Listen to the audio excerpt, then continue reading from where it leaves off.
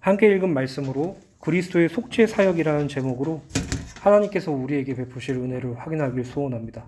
먼저 하나님께서 허락하신 새 교회당에서 우리가 함께 모여서 예배를 드릴 수 있게 하신 것에 대해서 진심으로 하나님께 감사드립니다.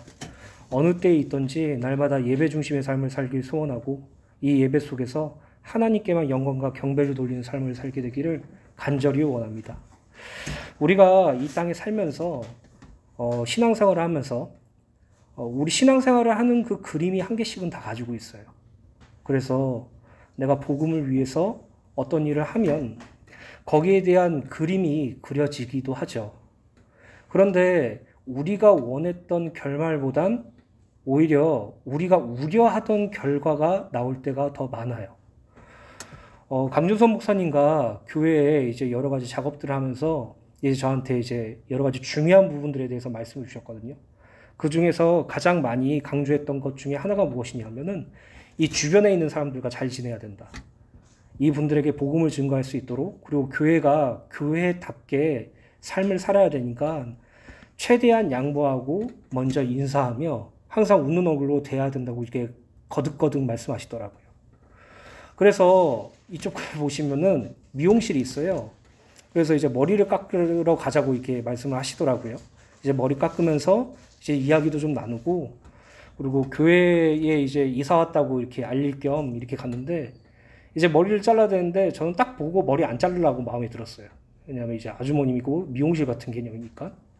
그래서 강 목사님이 이제 머리를 자르시면서 이제 이것저것 얘기하고 이제 교회 이사 왔다고 잘 부탁드리고 하는데, 갑자기 그분이 투블럭이시죠? 이러더니 머리를 싹 밀어버리시는 거예요. 강 목사님이 말도 못하고 투블럭으로 해버렸어요. 그러니까 강 목사님이 머리 자르고 나서 계속 얘기하시는 거예요. 아니, 이 아줌마가 갑자기 나한테 투블럭을 해버렸다고.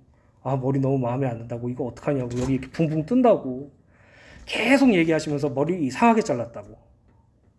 아까도 말씀드렸죠. 우리가 복음을 위해서 살려고 하면 우리가 원하는 그림대로 안 그려질 때가 있어요. 그럼 그게 실패일까요? 그럼 그게 잘못된 거일까요? 아니에요. 우리가 복음을 위한 삶, 우리의 신앙생활이 때로 우리의 그림과 같이 그려지지 않는다고 할지라도 하나님께서 우리를 이끌어 가시는 삶이기 때문에 나에게 조금 번거롭고 적절하지 않는다고 할지라도 아멘으로 갈 수 있어야 돼요.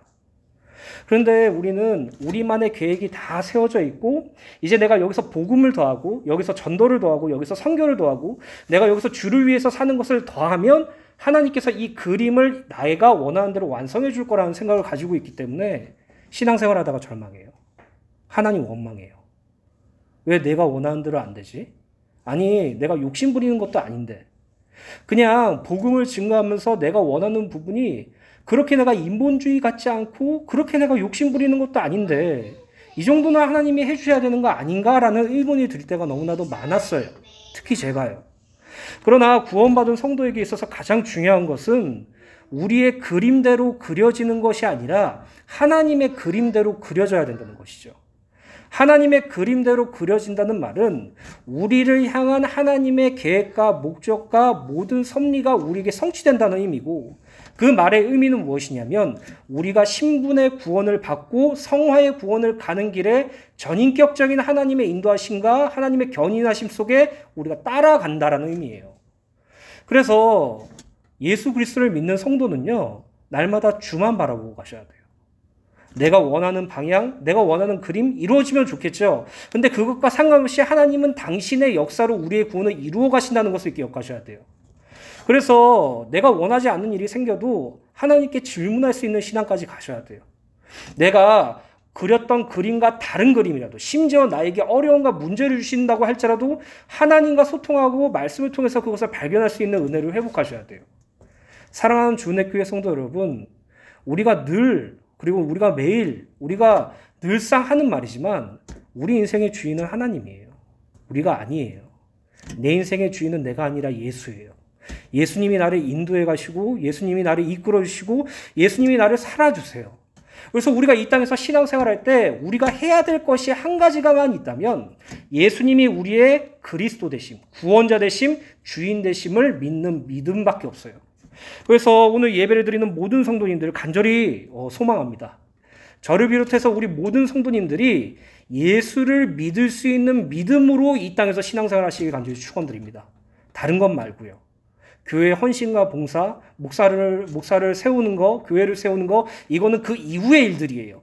우리가 교회를 또 아름답게 가꾸고 또 좋은 교회당을 세우고 또 목회자를 섬기고 헌신하고 전도와 선교는 그 이후의 일이에요. 우리에게 있어서 가장 기본, 우리에게 있어서 가장 근본, 우리가 가장 놓치지 말아야 될 기초는 예수님의 나를 구원하셨다는 것이에요. 그래서 오늘 이 시간 저와 여러분들이 이 그리스도의 속죄 사역이 저와 여러분들의 마음속에 잘 박힌 모처럼 박히는 은혜가 있게 되시기를 예수님의 이름으로 간절히 축원드립니다.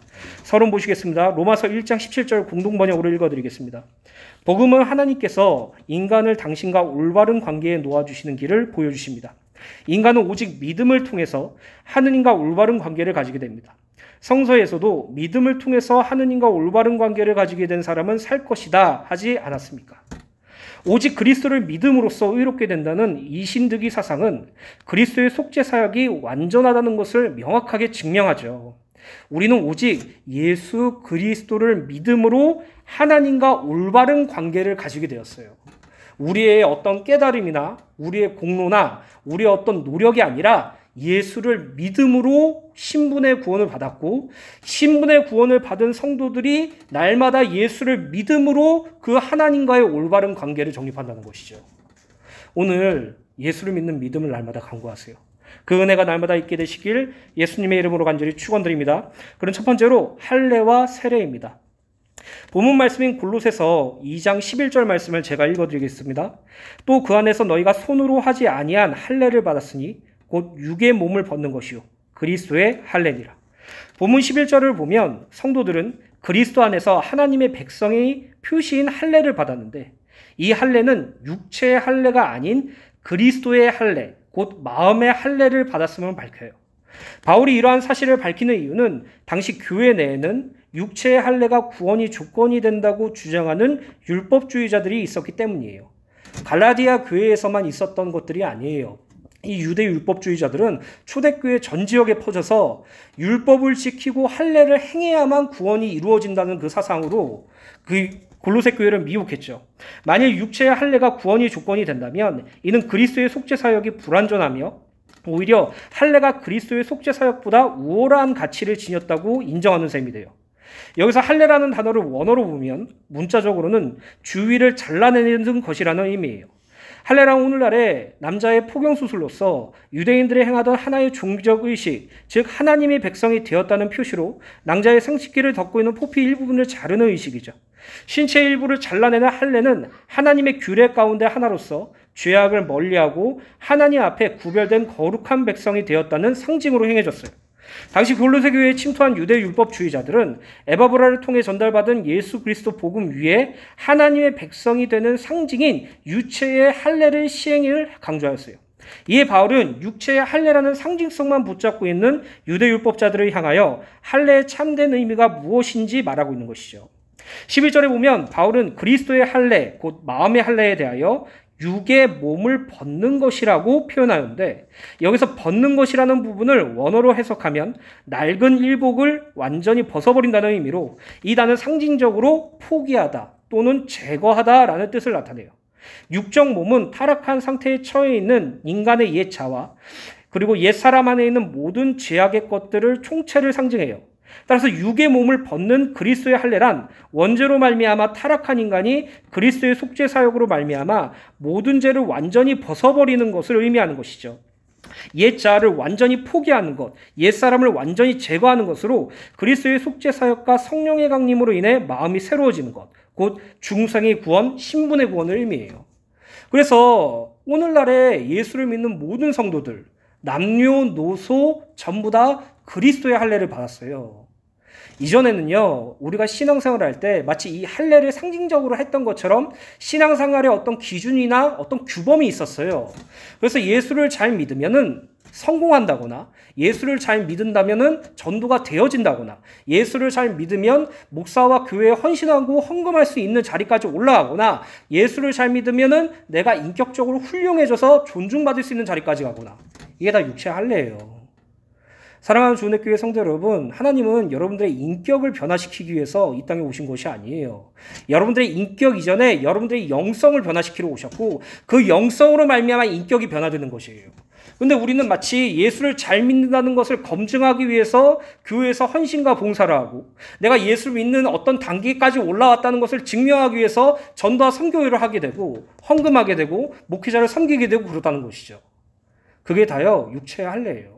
야, 저 성도님은 참 복음 참 잘 전해. 전도를 참 잘하셔. 정말 신앙이 뛰어나. 아니에요. 하나님께서 그 사람에게 특별히 주신 은혜일 뿐이에요. 야, 저 장로님은 정말 주의 일에만 집중하고 있어. 목회자를 그렇게 잘 섬겨. 자기 경제를 교회와 교육자, 목회자를 드리고 있어. 아니에요. 그거 하나님께서 그 사람에게 주신 특별한 은혜예요. 여러분들이 신앙생활을 잘해서 헌금도 많이 하고 헌신도 많이 하고 전도 선교도 잘하는 게 아니라 여러분들의 수준과 상관없이 하나님께서 여러분들에게 마음을 주시는 하나님께서 주시는 은사일 뿐이에요. 그거를 신앙의 높은 등급이라고 생각하지 마세요. 그거를 육체의 할례처럼 이래야지만 내 구원이 완성된다는 착각을 버리세요. 우리는요, 예수 그리스도의 속죄 사역으로 말미암아 우리의 죄, 우리의 옛사람, 우리의 옛 자아가 버려지고 제거되고 포기되어서 하나님의 새로운 자로, 새 생명을 얻은 자로, 그리스도인으로 새롭게 거듭난 그리스도의 할례를 받은 자라고요. 그래서 남성과 여성 이런 거 상관없이 모든 성도들은 그리스도의 할례를 받았어요. 마음의 할례를 받았어요. 여러분들의 옛 죄와 죄악과 원죄와 그리고 옛사람과 옛 자아가 그리스도의 속죄 사역으로 말미암아 포기되고 제거되었다면 여러분들은 할례 받은 자예요. 진실한 하나님께서 택한 백성이라는 것이죠. 그래서 로마서 2장 28절 29절 현대 성경으로 보면 유대인으로 태어났다고 해서 참 유대인이 아니며 육체의 할례를 받았다고 해서 참 할례가 아닙니다. 오히려 마음에 참된 변화를 받은 사람이라야 참 유대인이며 기록된 율법이 아닌 성령님에 의한 마음의 할례가 진정한 할례입니다. 이런 사람은 칭찬을 사람에게서 받는 것이 아니라 하나님에게서 받습니다. 오늘 그리스도를 여러분들 마음속에 영접하셨습니까? 그분의 속죄 사역으로 여러분들의 죄가 사여졌다는 걸 믿으십니까? 그렇다면 여러분들은 그리스도의 할례, 마음의 할례를 받은 자입니다. 하나님께 칭찬받는 자가 되었어요. 오늘 여러분들의 행위로 하나님께 칭찬을 받으려고 노력하지 마시고 여러분들의 변화된 신분으로 말미암아 늘 칭찬받고 있다는 사실을 기억하시길 예수님의 이름으로 간절히 축원드립니다. 계속해서 골로새서 2장 12절입니다. 너희가 세례로 그리스도와 함께 장사되고 또 죽은 자들 가운데서 그를 일으키신 하나님의 역사를 믿음으로 말미암아 그 안에서 일으키심을 받았느니라. 그리스도의 속죄 사역의 완전성을 강조하기 위해 본문 11절에 그리스도의 할례를 설명하였다면 12절은 그리스도와 연합을 상징하는 세례로 그리스도의 속죄 사역의 완전성을 설명하고 있죠. 여기서 세례라는 단어를 원어로 보면 담그다, 적시다, 씻다라는 의미로 물로써 부정한 것을 씻을 때 사용되는 단어예요. 그러나 본문 12절의 세례란 단어는 씻는다라는 의미보다 물 속에 잠긴다라는 의미로 더욱 쓰여요. 기독교 세례 의식에 있어서 참여하는 사람이 물속에 잠기는 것은 죄에 대하여 죽었다는 것을 의미하죠. 그런 후에 물속에서 나오는 것은 예수 그리스도의 이름으로 다시 일으킴을 받는 것을 의미해요. 12절 말씀에 주목해야 될 단어가 있는데 그것은 함께 장사되고라는 부분이 있는데 이 부분을 원어로 보면 함께 매장하다라는 의미로서 그리스도께서 십자가에 죽으셨다는 것이 자신의 죄를 위하여 죽은 죽음이라는 것을 믿는 모든 자들로 하여금 세례를 통해 그들의 옛사람, 옛 본성, 옛 자아가 매장되었음을 나타내기 위하여 사용되었어요. 결국 예수 그리스도께서 장사되셨다는 것은 우리의 옛사람도 우리의 원죄도 함께 장사해야 된다는 것을 의미하죠. 즉 바울은 이 단어를 통해 모든 성도의 죄가 그리스도의 죽으심을 믿고 세례를 받을 때 함께 매장되었다는 것을 강조하고 있습니다. 더욱 중요한 것은 성도가 자기의 옛사람을 스스로 장사 지낸 것이 아니라 하나님께서 성령의 역사를 통해서 장사 지냈다는 사실을 나타내요. 결국 우리가 죄에 대하여 죽었다라는 개념은 우리가 죄를 떨어뜨리고 우리가 죄를 배제하고 버리고 제거한 것이 아니라 하나님께서 그리스도 예수로 말미암아 성령 하나님을 통하여 말미암아 버려지고 장사하였다는 사실을 말하고 있는 것이죠. 그리스도와 함께 장사된 성도는 그리스도를 죽은 자 가운데서 부활시킨 하나님의 역사를 믿음으로 그와 더불어 하나님의 새 생명 가운데 살게 돼요. 12절에 함께 일으키심을 받았느니라 라는 말씀처럼 세례를 받을 때 이미 하나님께 바쳐진 그리스도의 새 생명으로 함께 일으킴을 받았음을 보여줘요. 이것도 역시 성도의 스스로 힘으로 일어난 것이 아니라 하나님의 역사로 일으키심을 받았다고 기록되어 있죠. 그렇다면 다시 본문 말씀으로 돌아서 본문 12절에 바울이 말한 세례란 무엇을 의미할까요? 물의 세례를 의미할까요? 지금 제가 물의 세례에 대해서 계속 얘기를 드렸잖아요. 그렇다면 물의 세례를 받아야지 우리가 예수와 함께 죽고 살아났다는 것이 확인되고 이루어진다는 의미일까요? 그렇다면 예수 그리스도를 믿는 믿음과 함께 물의 세례를 받아야 구원받아는 논리예요? 그렇다면 우리나라의 대부분 기독교인들은 구원 못 받았다고 할 수 있어요. 왜냐하면은 약식 세례라고 요즘엔 다 약식 세례를 하거든요. 일부 교단에서는 물에서 이렇게 하는 세례도 있긴 하지만 대부분 교회에서는 약식 세례를 해요. 그렇다면 물의 세례를 못 받은 성도들은 구원 못 받았다는 의미예요? 초대교회에서 역사하는 이단들 가운데 이런 사상을 가진 사람들이 있었어요. 세례가 중요한 것이 아닌데 이 세례를 받아야지만 구원 얻을 수 있다고 생각하는 거. 여러분들이 신앙생활하면서 한 번쯤은 들어봤을 거예요. 야, 그래도 교회에서 세례를 받아야지 진짜 성도지. 아니에요. 여러분들은 구원받아서 성도된 거예요. 여러분들은 예수 그리스도의 속죄 사역으로 말미암아 성도가 된 거예요. 이 세례를 하는 이유는 이 사람이 그리스도로 말미암아 사는 신자라는 사실을 자기 자신과 성도들과 교회에게 증명하기 위해서 하는 하나의 표식일 뿐이지 그걸로 구원을 완성을 이룰 수 없다는 것이죠. 그리고 더욱 중요한 것은 본문에서 말하고 있는 세례는 물의 세례를 의미하는 것이 아니에요. 그 이유는 무엇이냐면 사도행전 1장 5절에 요한은 물로 세례를 베풀었으나 너희는 몇 날이 못되어 성령으로 세례를 받으리라 하셨느니라 라고 기록됐어요. 즉 구원받았다는 것은요 성령 세례를 받았다는 것이에요. 이 성령 세례를 받았다는 것은요 막 예전에 신비주의자처럼 막 방언, 예언 이런 개념이 아니라 성령 세례를 받은 성도는 그리스도 예수와 함께 죽었고 부활했음을 경험하고 체험하는 것을 의미하는 것이에요. 사랑하는 주은혜교회 성도 여러분, 예수 그리스도의 속죄 사역으로 말미암아 구원받으셨다는 걸 믿으십니까? 여러분들에게 성령 세례가 임하셨어요. 그 성령 하나님으로 말미암아 날마다 죽고 사는 그 은혜를 확인하게 되시길 예수님의 이름으로 간절히 축원드립니다. 우리가 받은 세례는 물의 세례가 아니라 성령 세례예요. 정의하자면 예수 그리스도께서는 당신의 속죄 사역으로 완전한 구역을 이루셨고 성도는 예수 그리스도를 믿음으로 말미암아 구원을 받으며 구원을 받는다는 것은 성령 하나님께서 우리에게 임하셔서 한 영으로 함께 계시는 것이에요. 이것을 세례라고 표현한 것이에요. 그리스도를 믿음으로 말미암아 구원을 받아 성령 세례를 받은 성도는 그리스도와 함께 장사되었고 그리스도와 함께 일으키심을 받았다는 사실이에요. 사랑하는 주은혜교회 성도 여러분, 예수 그리스도 구원 외에 다른 거 기억하지 마세요. 뭐 성도의 삶, 뭐 신앙생활의 기본 이런 거 사실 아무 쓸데 없어요.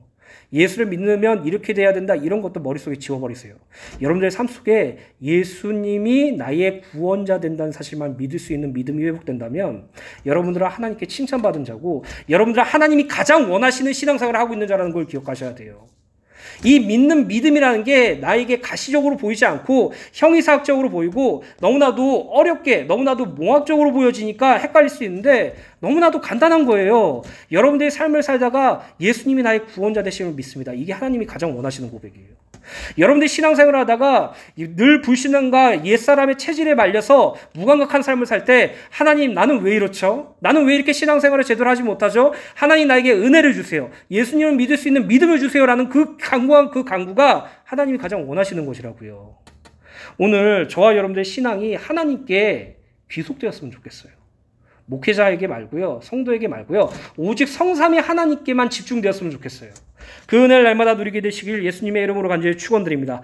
요한복음 14장 16절부터 20절에 보시면 내가 아버지께 구하겠으니 그가 또 다른 보혜사를 너에게 주사 영원토록 너와 함께하리니 그는 진리의 영이라 세상은 능히 그를 받지 못하나니 이는 그를 보지도 못하고 알지도 못함이라.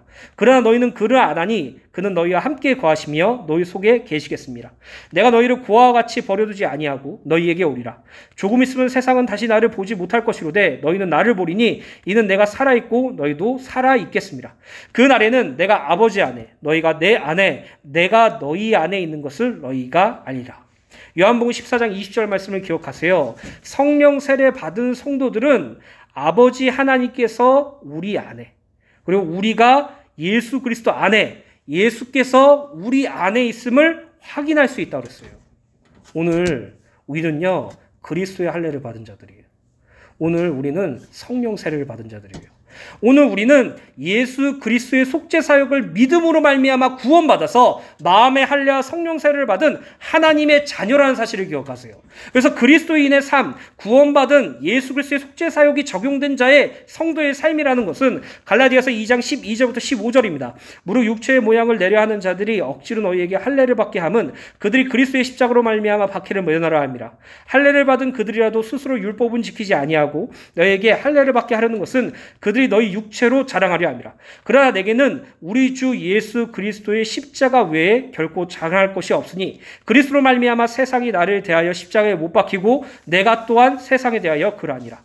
할례나 무할례가 아무것도 아니로되 오직 새롭게 지으심을 받는 것만이 중요하니라. 우리는요 그리스도만 자랑하는 자로 바뀌어졌어요. 우리의 삶의 신앙생활이 뭐예요? 라고 물으신다면 우리는 우리를 구원하신 그 속죄 사역을 이루신 그리스도의 십자가가 우리의 자랑되는 것이에요. 그 은혜를 날마다 누리게 되시길 간절히 축원드립니다. 로마서 6장 3절부터 11절에 보면 무릇 그리스도 예수와 합하여 세례를 받은 우리는 그의 죽으심과 합하여 세례를 받은 줄을 알지 못하느냐.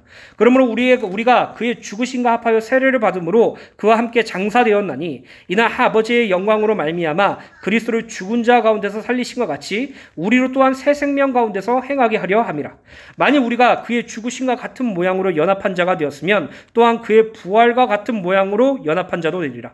우리가 알거니와 우리 옛사람이 예수와 함께 십자가에 못 박힌 것은 죄의 몸이 죽어 다시는 우리가 죄의 종로를 타지 아니하려 함이니 이는 죽은 자가 죄에서 벗어나 의롭다 하심을 얻었느니라. 만일 우리가 그리스도와 함께 죽었으면 또한 그와 함께 살 줄을 믿노니 이는 그리스도께서 죽은 자 가운데서 살아나셨으며 다시 죽지 아니하시고 사망이 다시 그를 주장하지 못하는 줄 알미로라. 그가 죽으심은 죄에 대하여 단번에 죽으심이요 그가 살아계심은 하나님께 대하여 살아계심이니 이와 같이 너희도 너희 자신을 죄에 대하여는 죽은 자요 그리스도 예수 안에서 하나님께 대하여는 살아있는 자로 여길지어다. 우리는 그리스도 예수를 믿음으로 말미암아 성령의 세례를 받았죠. 이 성령의 세례를 받았다는 것은 우리가 예수와 함께 장사되었다는 것이죠. 예수와 매장되었다는 것이죠. 그렇다면 우리의 무엇이 장사되었고 매장되었습니까? 죄에게 종로로 탄 죄의 몸이 장사되고 매장되었어요. 완전히 죽어버렸다는 것이죠. 또한 우리가 살아났다는 것은 이제 죄의 몸이 죽은 자로서의 삶이 아니라 하나님으로 말미암은 새 생명의 삶을 살게 되었다는 것이에요. 그래서 우리가 이 땅에 사는 삶의 목적은 그리스도께서 하나님께 대하여 사신 것처럼 그리스도께서 하나님을 위해서 사셨던 것처럼 우리도 그리스도 안에서 하나님을 위하여 사는 존재로 바뀌어졌다는 것이에요. 그래서 우리 교회 성도님들과 특별히 제가 우리의 신앙생활이 날마다 그리스도의 십자가만 자랑하고 성삼위 하나님을 위하여 사는 삶이라는 것을 날마다 고백하시고 그 삶대로 사는 은혜가 있게 되기를 간절히 소원합니다. 그럼 두 번째로 그리스도의 속죄 사역입니다. 골로새서 2장 13절 말씀 읽어드리겠습니다. 또 범죄와 육체의 무할례로 죽었던 너희를 하나님이 그와 함께 살리시고 우리의 모든 죄를 사하시고. 본문 13절을 보면 골로새 교회 성도들은 이전에는 범죄하고 할례받지 않은 이방인으로서 영적으로 죽은 상태였으나 하나님께서 그들을 그리스도와 함께 살리시어 모든 죄를 사하셨다는 사실을 밝혀요. 이 이방이라는 것은 우리에게도 적용되죠. 우리도 이방인이었어요. 우린 유대인이 아니었잖아요. 하나님께 택함 받은 자도 아니었어요. 하나님의 언약에서도 제외되었었어요. 세상에 소망이 없고 다만 불교 문화와 유교 문화 속에서 무속인과 제사와 부처를 따랐던 존재였던 이방인들이었어요. 그런 이방이었던 우리들을 하나님께서 그리스도로 말미암아 구원하셨다는 것이죠. 바울은 골로새 교회 성도들이 이전에는 범죄와 육체의 무할례로 죽어있던 자라고 표현하였는데 여기서 범죄라는 부분을 원어로 보면 넘어지다, 떨어지다, 정도에서 벗어다라는 의미를 지녀요. 성경에서는 주로 추상적인 의미로 사용되어 허물, 범죄, 죄 등으로 번역되어 원죄뿐만 아니라 모든 본죄까지 포괄해요. 그리고 육체의 무할례란 유대인의 입장에서 볼 때 하나님과 전혀 관계없는 이방인, 하나님의 생명에서 떠나 있는 자, 타락한 본성이 제거되지 않는 자, 하나님 앞에 정죄 및 진노의 대상이라는 의미를 모두 포괄하는 표현이에요. 유대인들에게 있어서 무할례자는 하나님이 없는 자를 가리켰고 이는 곧 구원에서 제외되었음을 의미하죠. 그러나 하나님은 범죄와 육체의 무할례로 죽었던 골로새 이방인들에게도 그리스도 예수로 말미암은 구원을 허락하심으로 그들을 살리셨어요. 13절에 우리의 모든 죄를 사하시고라고 기록되어 있는데 여기서 사하시고라는 부분을 원어로 보면 기쁨, 은혜라는 단어를 유래한 동사로 용서하다 또는 은혜를 주다, 빛을 면제하다라는 의미를 지녀요.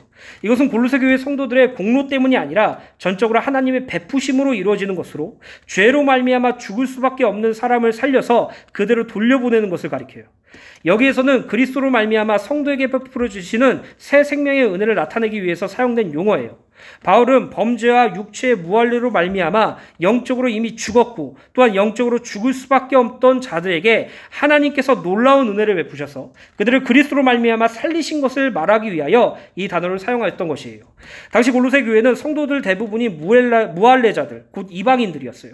하나님께서는 범죄와 무할례로 죽었던 골로새 교회 성도들을 그리스도의 복음으로 구원하셨죠. 이것이 바로 오직 하나님의 은혜라는 사실이에요. 오늘날 우리가 받은 구원도 골로새 교회 성도들과 똑같아요. 범죄와 육체의 무할례로 죽어 있었던 우리를 하나님께서 그리스도와 함께 살리시고 우리의 모든 죄를 사하여 주셨다는 것이죠.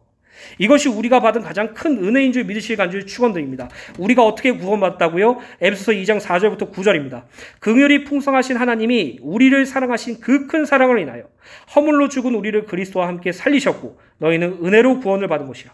또 함께 일으키사 그리스도 예수 안에서 함께 하늘에 앉히시니 이는 그리스도 예수 안에서 우리에게 자비하심으로써 그 은혜의 지극히 풍성함을 오는 여러 세대에 나타내려 하심이라. 너희는 은혜에 의하여 믿음으로 말미암아 구원을 받았으니 이것은 너희에게서 난 것이 아니요 하나님의 선물이라. 행위에서 난 것이 아니니 이는 누구든지 자랑하지 못하게 하려 함이라. 제가 신앙생활하면서 그리고 그리스도의 복음을 누리면서 가장 저에게 처음으로 다가왔던 단어가 바로 은혜예요. 은혜. 나는 하나님의 은혜로 구원받았다는 것이에요. 이전에는 제가 구원받을 만해서 구원받았다고 생각을 했어요. 제가 구원을 받으면 구원받은 이후의 삶이 하나님께 기쁨을 드리는 삶을 살 수 있을 거라는 그런 가능성으로 구원받았다고 생각을 했어요. 내가 구원받은 것은 나의 어떤 의와 나의 어떤 노력과 나의 어떤 가능성 때문에 구원받았을 거라고 생각했어요. 아니에요. 모든 인간은 하나님 앞에서 그 영광의 표준에 미치지 못한 존재였어요. 죄로 말미암아 허물과 죄로 말미암아 죽었던 존재였어요. 심지어 하나님과 원수되는 자리에 있었던 우리의 존재였어요. 그런 우리를 사랑하셔서 구원하셨다는 것이에요. 그래서 은혜예요. 사랑하는 주은혜 교회 성도 여러분, 우리는 은혜로 구원받았습니다. 이 은혜가 우리에게 날마다 적용되기를 간절히 소원합니다. 계속해서 골로새서 2장 14절입니다. 우리를 거스르고 불리하게 하는 법조문으로 쓴 증서를 지우시고 제하여 버리사 십자가에 못 박혀 버리고. 14절을 보면 그리스도의 십자가 사건이 율법에 미친 영향에 대해서 기록되어 있어요. 여기서 법조문으로 쓴 증서에서 법조문이란 율법의 법령들을 쓴 문서라는 의미로 이것은 사람들에게 율법적 행위의 온전한 이행을 요구하는 법적 채무 증서와도 같아요. 이런 측면에서 공동번역 성경은 빈문서라고 번역하였어요. 또한 쓴 증서라는 부분을 원어로 보면 손으로 기록한 문서를 의미하는데 당시 채무와 노예와 관련된 법률적 계약을 체결할 때 채무자나 노예가 직접 기록하여 자필 증서를 만들었어요. 이 단어가 바로 이러한 관습을 반영한 표현이에요. 정리하자면 사람이 율법의 법령들을 불이행함으로 말미암은 죄의 빚, 채무로 빛의 죄의 노예로 또 죄의 노예의 증서를 의미한다는 것이죠. 그런데 주목해야 할 것은 이 법조문으로 쓴 증서가 우리를 거스르고 불리하게 하는 것이라는 사실이에요. 사실 율법은 본래 선한 것이죠. 우리에게 기대하시는 하나님의 거룩한 요구를 담고 있어요. 그러므로 율법을 지키는 것은 매우 유익한 일이에요. 그러나 중요한 사실은 죄악된 인간은 율법을 지킴으로써 하나님의 요구하시는 거룩하심에 이룰 수 없다는 사실이에요. 당시 율법주의자들은 구원을 위해 율법 준수가 필요하다고 가르쳤어요. 그들은 율법을 준수할 때 온전히 이루어질 수 있고 온전한 구원을 얻을 수 있다고 믿었어요. 그러나 죄로 말미암아 전적으로 타락한 우리는 율법을 온전히 지킬 수 있는 능력이 전혀 없어요. 율법을 준수할 수 있는 절대성을 그토록 주장하던 바리새인들은 정작 율법을 준수하지 못했고 그러면서도 마치 자신들은 율법을 온전히 지키는 양 위선을 떨면서 다른 사람들에게 율법의 무거운 짐을 매도록 강요했어요. 율법은 단지 우리에게 죄를 깨닫게 하고 율법의 행위로는 이루어질 수 없다는 사실을 깨달아 그리스도에게로 달려가는 몽확선생일 뿐인데 이러한 율법은 사람이 그것을 준수하지 못할 때 정죄감과 절망을 주게 돼요. 바울은 이러한 율법의 특성으로 인해 율법에 대해 우리를 거스르며 대적하는 것이라고 지적한 것이에요. 쉽게 설명을 드리면 법조문으로 쓴 증서라는 것은 율법을 지키지 못함으로 확인되는 죄에 노예된 나 자신을 보는 것이에요. 그래서 그것이 우리에게 매우 불편하고 거스르는 것이죠. 율법은요, 하나님께서 지키라고 주신 것이 아니라 그것을 통해서 죄를 발견하라고 주신 것인데, 만약에 하나님께서 그걸 지키라고 주신 것이었다면, 하나님이 단순히 그것을 지킴으로 의로워진다라고만 명령하셨다면 하나님께서는 그들에게 제사를 허락하지 않으셨을 것이에요.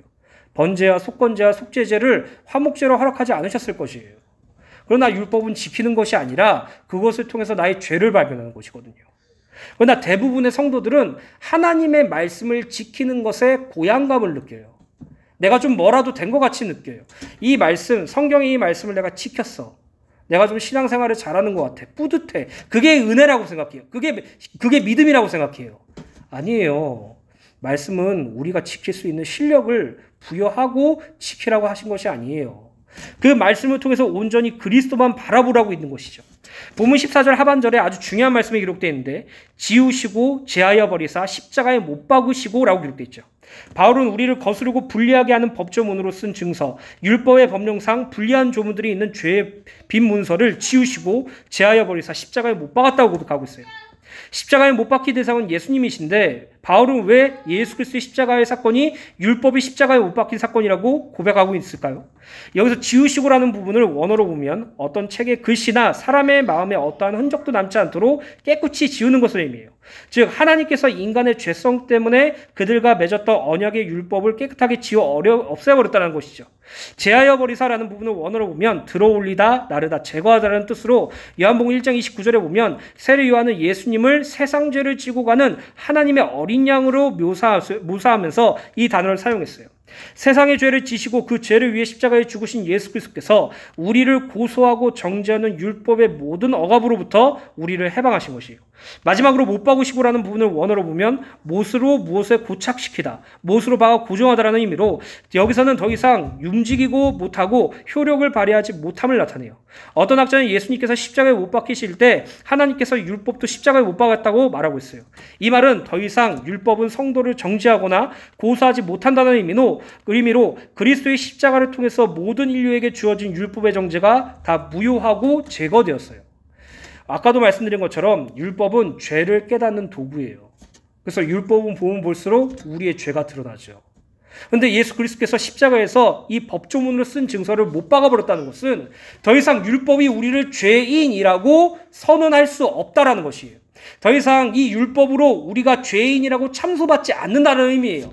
그 의미는 무엇이냐면 그리스도께서 율법을 완성하셨기 때문이에요. 어떻게 그리스도께서 우리 율법을 완성하셨어요? 자기 몸을 십자가에 박으심으로 완성하셨어요. 결국 우리는 그리스도 예수로 말미암아 하나님께 의롭게 된 존재지 말씀을 지키고 율법을 지킴으로 올라온 존재가 아니라는 의미죠. 사랑하는 주은혜교회 성도 여러분, 교회 안에서 가장 위험한 게 정죄의식이에요.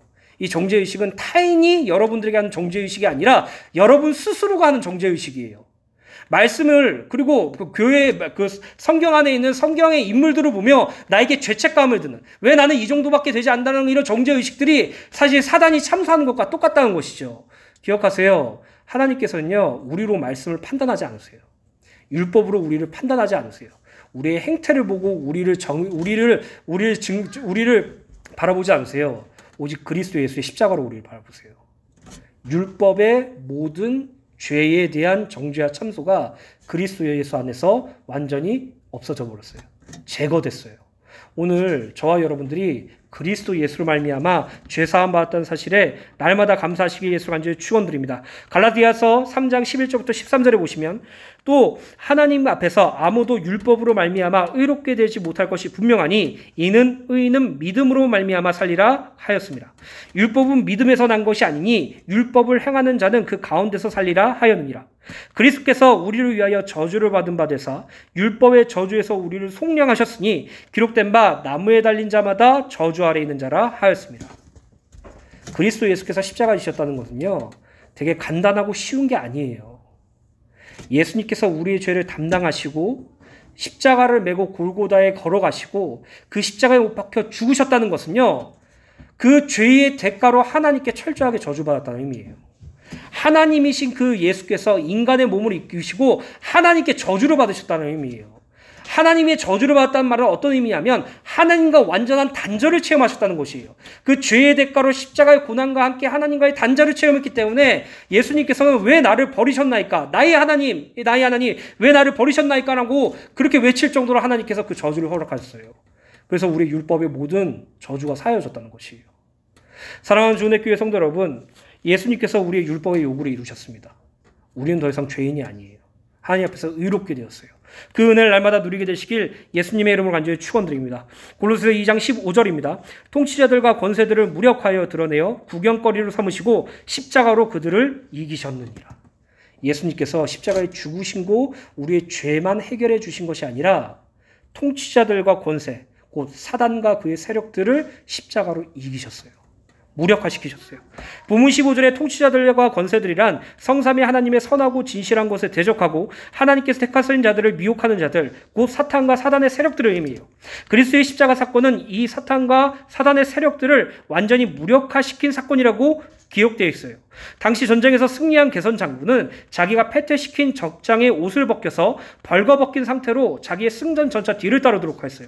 따라서 통치자들과 권세자들을 무력화시켰다는 표현은 사단과 그의 세력들을 완전히 무력화시켜서 그들로 하여금 우리에게 보여서 수치감을 느끼도록 하셨다는 의미예요. 십자가로 그를 이기셨느니라 라는 표현은 예수 그리스도께서 십자가에 죽으신 그 사건이 패배가 아니라 승리임을 보여주는 것으로 예수 그리스도께서 십자가에 죽으셨다는 것은 모든 인간을 죄와 사망의 지배 아래 묶어두려는 사탄의 계계를 완전히 무력화시켰다는 것을 의미해요. 그래서 여자의 후손 대신 예수 그리스도께서 십자가로 죄와 사망으로 역사하는 사탄의 머리를 박살내신 것이에요. 히브리서 2장 14절부터 15절 공동번역입니다. 자녀들은 다 같이 피와 살을 가지고 있으므로 예수께서도 그들과 같은 피와 살을 가지고 오셨다가 죽으심으로써 죽음의 세력을 잡은 자, 곧 악마를 멸망시키고 한평생 죽음의 공포에서 쌓여 살던 사람들을 해방시켜 주셨습니다. 오늘 저와 여러분들이 받은 이 구원이 얼마나 크고 놀라운지 날마다 확인하셔야 돼요. 우리가 가지고 있는 고민이 해결되는 것도 좋겠죠. 우리의 문제와 어려움이 해결되는 것도 좋겠죠. 근데 우리에게 가장 시급한 것은요, 예수로 말미암은 구원이에요. 예수님이 나를 구원하셨다는 사실에 감격할 수 있는 그 은혜예요. 예수님이 나의 그리스도 자신을 믿는 그 믿음이 우리에게 가장 소중한 하나님의 축복이에요. 사랑하는 주은혜 교회 성도 여러분, 무엇을 하려고 하지 마시고요, 먼저 무릎 꿇으세요. 무엇을 하려고 계획하지 마시고요, 하나님의 말씀인 성경을 보세요. 그 성경과 기도와 그리고 오늘 드려지는 이 예배 모든 것을 통하여 예수 그리스도의 속죄 사역을 믿는 믿음이 우리에게 날마다 회복되시기를 예수님의 이름으로 간절히 축원드립니다. 결론입니다. 본문 골로새서 2장 11절부터 15절 말씀을 관통하는 이 말씀이 바로 에베소서 2장 11절부터 22절입니다. 일주일 동안 아니면 평생까지 이 말씀을 묵상하며 기도하는 은혜가 있게 되시길 예수님의 이름으로 축원드립니다. 그러므로 생각하라. 너희는 그때 육체로는 이방인이요 손으로 육체에 행한 할례를 받은 무리라 칭하는 자들로부터 할례를 받지 않은 무리라 칭함을 받은 자들이라. 그때 너희는 그리스도 밖에 있었고 이스라엘 나라 밖의 사람들이라. 약속의 언약에 대하여는 외인이요 세상에 소망이 없고 하나님도 없는 자이더니 이제는 전에 멀리 있던 너희가 그리스도 예수 안에서 그리스도의 피로 가까워졌느니라. 그는 우리의 화평이신지라. 둘로 하나를 만드사 원수된 것 곧 중간에 막힌 담을 자기 육체로 허시고 법정으로 된 계명을 율법을 폐하셨으니 이는 이 둘로 자기 안에서 한 세 사람을 지어 화평하게 하시고 또 십자가로 이 둘을 한 몸으로 하나님과 화목하게 하려 하심이라. 원수된 것을 십자가에 소멸하시고 또 먼 데 있는 너희에게 평안을 전하시고 가까운 데 있는 자들에게 평안을 전하셨으니 이는 그로 말미암아 우리 둘이 한 성령 안에서 아버지께 나아감을 얻게 하려 하심이라.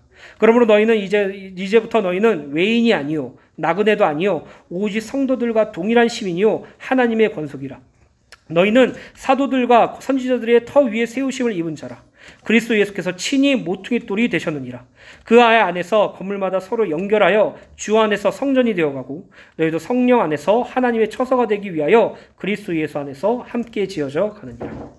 오늘 그리스도 예수의 속죄 사역이 날마다 여러분들의 영혼에 심겨져서 그리스도 예수를 믿는 믿음으로 날마다 의인의 삶을 사시게 되시길 간절히 축원드리며 말씀을 통해서 성삼위 하나님의 구원 사역을 날마다 묵상하여서 이 땅에서 하나님이 가장 기뻐하시는 예수 그리스도를 믿는 믿음으로 말미암는 삶을 사시게 되시길 예수님의 이름으로 축원드립니다.